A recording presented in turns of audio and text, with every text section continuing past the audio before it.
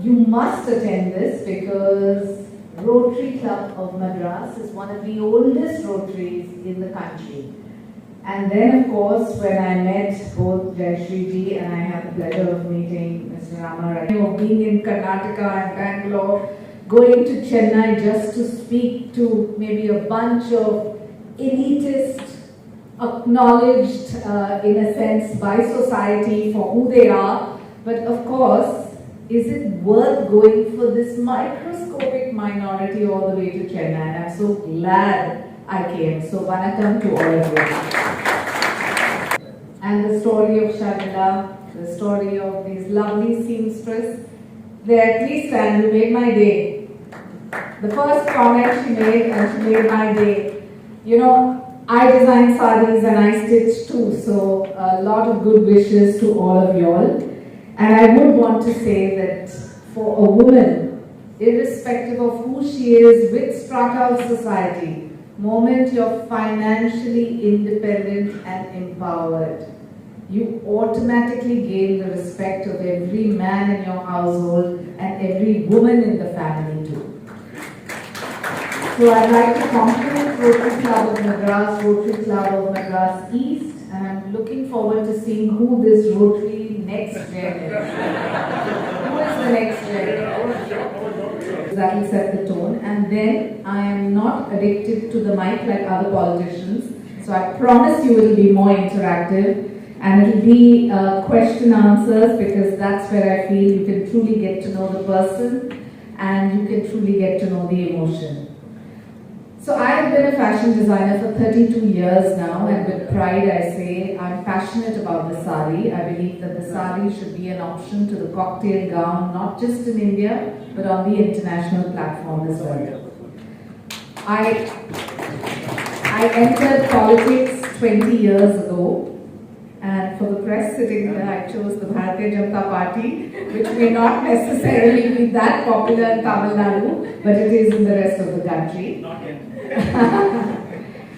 I am a student of political science and law, and when I joined the fashion industry, I remember back in the day my mother was part of this big brand and this big boutique called the Golden Thimble, and I used to tell her, fashion is a business of dumb bimbos. It's going to be the last of my choices. When I started working at 18, I earned a lot of money. I made a lot of name, fame, etc. through fashion. Wright wrote the banners on Marine Drive, and he always called himself a legitimate voice of dissent. He belonged to the Swatantra Party back in the day, and he had always groomed me for public life. And those who knew me when I was young used to say that you put her in front of 10,000 people and say, speak in Hindi, Marathi, English, Gujarati, and she'll speak. Soon I'll learn Tamil too. And considering the amount, Gautam, you're inviting me to Chennai, maybe the next time the opening statement will be in Tamil. And I know how important language was dismissed totally.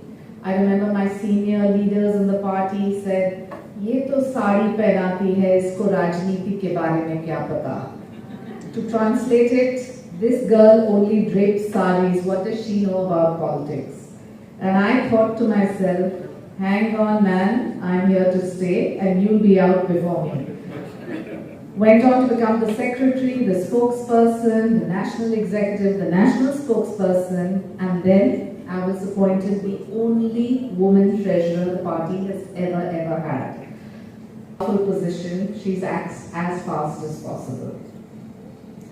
The reality of politics is it is a male club. It is a male-dominated field where a woman is welcome up until she's the vase in the background.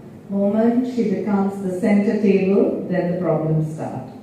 So this is the harsh reality of Indian politics across the board.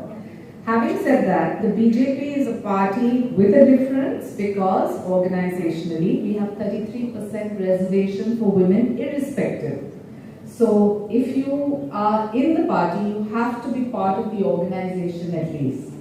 I have been one of those who has been openly speaking about 33% reservation and saying that, in a country like India, where we have only 14.6% women in parliament, it's almost an apology of a situation. People ask me that why is it so? And if you look world over, there are 140 countries that are ahead of us, and the average of women in public life or women in politics, in parliament, in countries of their own, if you take an average world over, it's 24.6%. So we have a long way to go. I do believe this Prime Minister, our Prime Minister, has his heart in the right place. It's not just about Beti Bachao, Beti Padhao, or Ladli Lakshmi Yojana, or Mudra banking that impacts women, or the kind of Jan Dhan facilities which are at par with everyone. But it is stories like Sharmila which actually come out, and which come out in all parts of the country. Having said that, is that enough? Probably not yet. We need to have a change of mindset. We need to have a change of the way the male counterpart views us in public life. We need to have a change of way our own family system and structure views women in politics. I mean, we come from accomplished backgrounds. I have a Bora Muslim mother, a Rajput father from Saurashtra, Gujarat, a husband who is a Marwari Jain from Rajasthan. So I've got Hindu Muslim Jain, feeling that that is India, but that is not. My husband jokes with me and tells me that if you were a Dhangar, an OBC, a scheduled caste, a scheduled tribe, a Dalit, you'd be far more successful than what you are. So that is the harsh reality. We need to move beyond that. We need to realize that there is a competency that women have, and it is a way to give back to society. For me, politics is my way of giving back, rather than just sitting on the fence and criticizing systems, criticizing ideologies, going on about what's wrong. Let's make everything right, and that can only happen if you take the plunge. It could be through social service, as what Rotary is doing. And by the way, my first exchange scholarship was on Rotary.